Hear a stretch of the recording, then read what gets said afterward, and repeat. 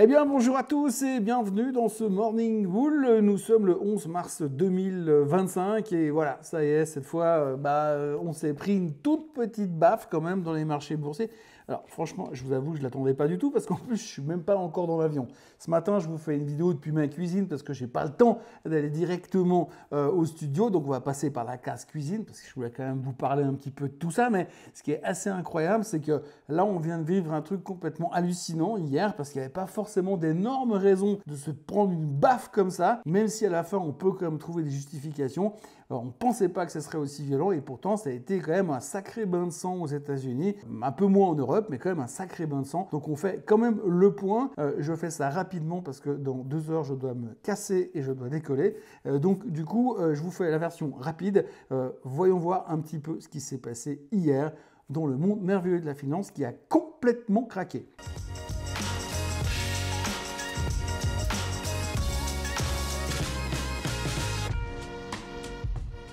La claque attendue est donc arrivée, pire que DeepSeek, pire que la première mise en place des tarifs douaniers. Le fait que Trump n'ait pas prononcé le mot récession, on en a parlé hier, mais que surtout il n'ait pas réfuté la possibilité d'une récession, eh bien ça a complètement eu raison de nos superbes théories sur la croissance infinie, la machine à pognon de l'intelligence artificielle, le fait que les robots taxis vont se balader partout dans quelques mois et faire monter Tesla à 1500 $ et que la tech à ces niveaux-là, c'est quand même pas cher. Et puis on n'oublie pas non plus le fait que la Fed est notre ami et qu'ils vont bientôt baisser les taux. Enfin, le marché vient de vivre sa pire journée depuis 3 ans et comme je vous le disais avant, je suis même pas encore monté dans l'avion. Nous ne sommes donc pas encore en mode crash boursier, mais probablement qu'on n'y sera pas de sitôt, puisque depuis hier, tout le monde parle de crash, tout le monde voit que les niveaux de trouille sont juste monumentaux, que la volatilité elle atteint des niveaux stratosphériques, on a quasiment 30%. C'est souvent un niveau qu'on utilise pour dire tiens, c'est peut-être pas complètement idiot si je commence à racheter à ces niveaux-là,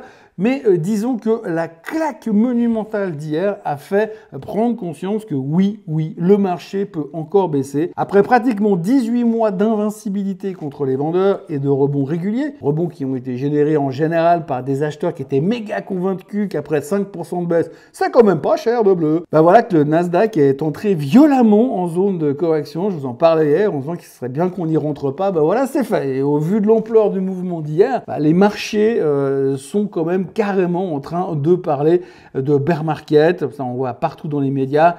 Je rappelle pour mémoire qu'une zone de correction, c'est 10% de baisse depuis les plus hauts et que le territoire des ours, autrement dit le bear market, c'est 20% depuis les plus hauts. Alors actuellement, pour l'instant, là tout de suite maintenant, le Nasdaq 100 est en baisse de 12,6% depuis les plus hauts. Le composite abandonne déjà 13,5% et le SOX, si vous prenez les plus hauts du mois de juillet de l'année passée, on est en baisse de 25%. Rappelez-vous, le SOX, leading indicator à surveiller quand même. Mais le problème dans ce bain de sang technologique, c'est surtout que les Magnificent Seven se sont fait littéralement massacrer. Alors, depuis quelques jours, rien qu'à E7, ils pèsent tellement lourd qu'on commence à prendre conscience de la problématique de l'ultra-concentration. C'est pas qu'on n'avait jamais abordé le sujet, bien au contraire, mais là, on est en train de mieux comprendre le principe, tout simplement par la pratique et par la réalité des faits. Nvidia a donc perdu 28% depuis ses records de début janvier et en plus, ils ont sorti des chiffres qui étaient excellents au mois de février. Je me demande ce que ça aurait été si ça avait été un profit warning. Microsoft a sorti également des superbes chiffres le mois dernier, mais le titre est en baisse de 18% depuis les plus hauts. Ensuite, l'addition se monte à 19% pour Meta, 12% pour Apple, 20% pour Amazon, 19% pour Google. Et pour ce qui est de Tesla, c'est le bain de son total puisque la société qui était et qui est toujours censée inonder le marché de robots taxis qui roulent tout seuls et qui bossent pour leurs propriétaires, Tesla est en baisse de 53% depuis les plus hauts du mois de décembre. Rien qu'hier, la société d'Elon Musk s'est fait massacrer de 15% sur la séance parce qu'il y a un analyste, celui d'UBS, qui a coupé ses attentes de vente de 20% quasiment, puisque plus personne ne veut rouler en Tesla et que les autocollants « J'ai acheté une Tesla avant qu'Elon Musk devienne dingue » se vendent de plus en plus pour déculpabiliser les propriétaires actuels. Bref, hier, la tech s'est fait massacrer. Les 7 magnifiques ont perdu collectivement plus de 750 milliards de market cap. Ça fait quand même un paquet de yachts et de Bugatti qui sont partis en fumée dans la nuit. Et tout le reste du marché a suivi comme un seul homme.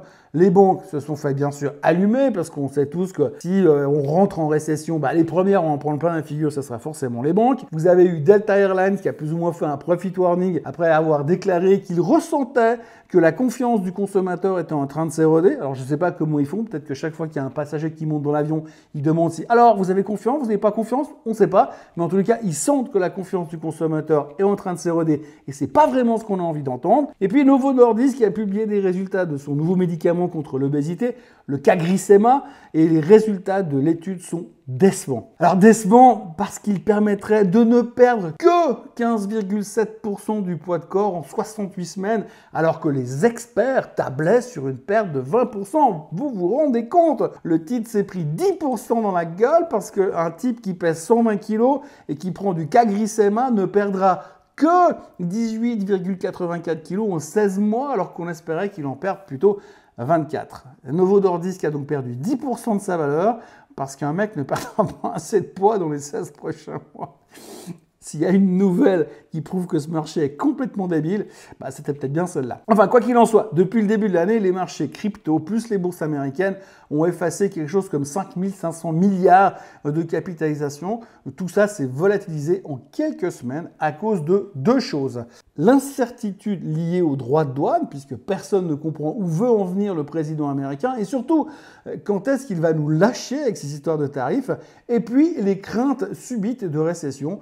On va surtout s'attacher à ça. Oui, parce que si hier les marchés se sont fait déglinguer, c'est surtout à cause de l'histoire de Trump. Le président a donné une interview dans laquelle il a refusé de dire que nous allons entrer en récession, mais il a également refusé de dire que nous n'allons pas entrer en récession non plus. Et comme le marché est un tout petit peu pénible et très intolérant au manque de clarté en ce moment, tout est parti en vrille. Pour être très franc, j'ai pas l'impression qu'on a eu une énorme nouvelle qui a tout foutu par terre, une nouvelle concrète. C'est plus à cause de la lassitude. Je crois que tout le monde en a ras-le-bol de danser sur un pied ou sur l'autre en attendant que l'équipe de la Maison-Blanche se mette d'accord sur les droits de douane, contre qui et à quelle date, comment et sous quelle forme. Et encore, si on se contentait d'avoir des tarifs qui sont fixés une fois pour toutes, comme je vous le disais hier, on pourrait gérer. Mais là, ça change toutes les 3 heures, pardon. Mais là, depuis le mois de janvier, c'est ça s'en va, ça revient, un coup je te colle des tarifs, un coup je te les enlève, tu avances, je recule, et puis demain, on refera la même danse, mais dans l'autre sens. Les marchés en ont donc plein de ces tergiversations, excusez-moi pour le vocabulaire, mais il n'y a pas de traduction ou de synonyme acceptable en ce moment. Si je vous dis « Ouh là là, les marchés sont lassés de tout ce qui est en train de se passer », c'est pas assez fort. Donc on en a eu marre et ça a donné une journée en mode bain de sang sur les bourses mondiales. Tout ça parce que Trump a donné une interview dans laquelle il a bien expliqué qu'au vu du chantier mis en place pour reconstruire la richesse américaine, il y aurait des moments compliqués et que ça ne serait pas simple. Traduction, si on prend le temps de lire entre les lignes, il se pourrait bien que le temps que les choses se mettent en place, l'économie puisse éventuellement peut-être, à un certain moment, entrer en récession. La réaction et la facture a donc été présentée hier et ce matin, on se retrouve avec un marché paré de rouge sang, tout un pan du secteur technologique qui s'est littéralement effondré. Alors maintenant qu'on est au fond du bac et qu'on s'est pris une claque monumentale, la première grosse claque de l'année, aussi une claque qu'on n'avait plus prise depuis 2022, que le Nasdaq a baissé de 12% en 13 jours de bourse, que le volume total des puts sur le marché US vient d'atteindre son plus haut niveau historique, que de nombreuses grandes capitalisations technologiques sont en baisse de près de 30% par rapport à leur plus haut historique et que la volatilité et le greed and fear atteignent des niveaux extrêmes, on peut quand même se demander si on n'est pas tout simplement en train de se préparer le short squeeze de l'année, voire de la décennie. D'ailleurs, si on regarde simplement le futur Nasdaq entre hier soir à la clôture et ce matin, on voit qu'il était franchement en baisse juste après la clôture et il a repris près de 350 points. Et là, ce matin, quand on regarde sur les écrans, on est dans le vert. Sans vouloir trop s'avancer, on peut clairement se dire qu'hier a été une grosse journée d'interrogation avec un vent de panique sur le thème de la récession. Mais concrètement, j'ai quand même l'impression que le sell-off d'hier a surtout été initié par un ras-le-bol général au niveau des tarifs douaniers et que l'interview de Trump aura surtout servi de prétexte pour aller chercher les stop-loss et faire paniquer tout le monde. Alors la suite de la semaine, j'espère que ça nous permettra, enfin surtout vous parce que moi je serai pas là, mais ça nous permettra d'y voir plus clair et j'ai l'impression que mes vacances vont surtout se passer quand même devant mon écran à surveiller ce qui se passe, histoire de voir si ça vaudrait peut-être pas la peine que je vous fasse une vidéo pour vous raconter quelque chose. Pendant que les Américains se transformaient en ours et simulaient la panique totale, l'Europe, elle aussi, eh bien, elle devait gérer ses propres problèmes. Et les problèmes, un des problèmes en Europe, c'est surtout le fonds de soutien de l'Allemagne. Vous savez, ce fameux fonds dont on a parlé la semaine dernière, qui a été annoncé en grande pompe, eh ben, depuis hier, on commence à douter qu'on puisse réellement le mettre en place, parce que pour ça, le nouveau gouvernement allemand va devoir le passer au Bundestag et qu'il aura besoin de la majorité des 2/3 au Parlement pour valider ce chèque de 500 milliards. Et depuis hier, on s'est rendu compte que sans les écologistes, ça allait être compliqué. Et les écologistes, justement, ils ont mis les pieds au mur parce qu'ils estiment que ce projet est mal ficelé. Et sans les écolos, le projet mirifique de la droite allemande pourrait tout simplement rester dans les cartons. Inutile de vous dire que si les 500 milliards promis pour Macht Deutschland wieder groß ne sont pas mis sur la table comme prévu, ça risque de piquer pour certains investisseurs qui comptaient quand même là-dessus pour justifier les valorisations un tout petit peu débiles de certaines actions allemandes. Hier, l'Allemagne a donc baissé de seulement 1,69%. Par rapport au Nasdaq, c'est rien. Et on est vraiment impatient de suivre la suite du drama qui est en train de se dérouler au Bundestag. Mais je dois dire que ça deviendrait tout de même assez risible si un gouvernement de droite, élu par le peuple pour relancer l'économie, ne pouvait pas le faire, ne pouvait pas mettre ses réformes en place à cause d'une équipe d'écologistes qui ne peuvent même plus acheter de Tesla parce qu'Elon Musk est un con. Et qu'en plus de ça, ça remettrait également en question les achats d'armement qui ont été prévus pour sauver le monde de la menace russe. Oui, parce que dans la foulée, les écolos proposent également de resserrer les boulons et des dépenses sur l'armement. En résumé, si la droite veut passer son plan de relance, il va falloir que l'armée allemande aille se battre contre les Russes en vélo pour leur lancer des tomates et des légumes avariés parce qu'il faut surtout pas trop dépenser. Alors concrètement, je pense que la journée d'hier est une aberration technique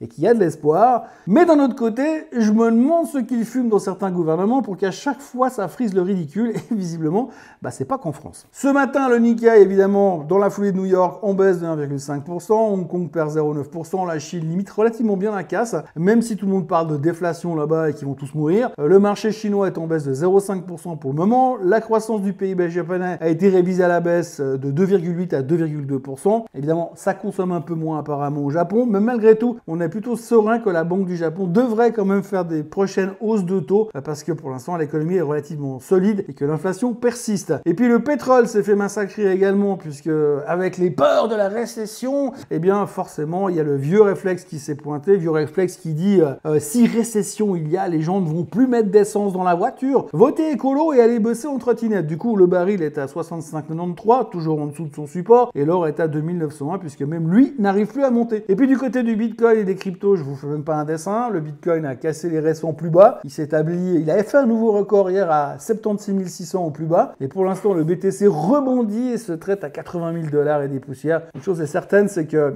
même si les marchés se sont fait défenestrer hier, j'ai pas l'impression qu'on commence la journée en étant terrifié. Bien au contraire, là tout de suite, je suis à 2 doigts d'acheter des calls Tesla. Et puis alors, en ce qui concerne les nouvelles du jour, il y a virtuellement pas grand-chose à se mettre sous la dent. Tout le monde parle de ce qui s'est passé hier. Tout le monde est en train d'analyser la claque de la journée d'hier. Et aujourd'hui, on va essayer de savoir si on a simplement assisté à un incident de parcours et puis que tout va se remettre en place normalement dans les jours qui viennent, ou si c'est vraiment le début de quelque chose qu'on n'a pas vraiment encore complètement intégré ou maîtrisé. Alors, souvenons-nous quand même, juste quand même, que la semaine dernière, les données de la Fed d'Atlanta, le GDP Now, nous disaient que la récession était à nos portes. Reste maintenant à savoir ce qu'on va en faire. Non, parce que je me suis dit un truc, tout simplement. C'est ma réflexion du matin.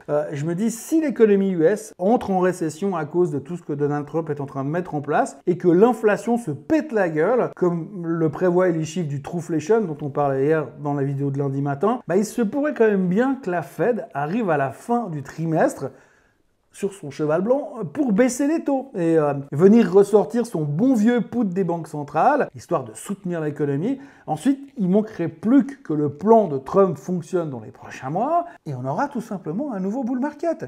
Ah oui, d'accord. D'accord, je reconnais, mon plan est un tout petit peu tiré par les cheveux. Mais en même temps, j'ai 10 jours de vacances pour peaufiner ma stratégie. Du côté des chiffres économiques du jour aujourd'hui, on aura les JOLTS. Ce sera assez intéressant à observer, histoire de voir si notre théorie de ralentissement de l'emploi, de hausse du chômage et de récession va être un petit peu plus plausible. Et ensuite, il ne restera plus qu'à attendre le CPI de demain. Et même moi, je ne serai pas là. Il me reste donc à vous souhaiter une excellente journée. Et puis, on se revoit de toute façon ces prochains temps avec des nouvelles vidéos. Parce que même si je ne suis pas là, je vais quand même intervenir. Vous n'allez pas vous débarrasser de moi aussi facilement. Donc, soyez présents, surveillez attentivement la chaîne Suisse Coton Français. On va se reparler. Et si ça se trouve, d'ici là, le S&P 500 sera de retour au-dessus des 6000. Puisque ces 3 dernières années, il n'est jamais resté très longtemps en dessous de la moyenne de 200 jours. Pourvu que ça dure. En tout cas, très bonne semaine à vous tous. N'oubliez pas de vous abonner à la chaîne Suisse Coton Français, de liker cette vidéo et nous on se revoit de toute façon très bientôt. Allez, bonne journée à tous. Bye bye.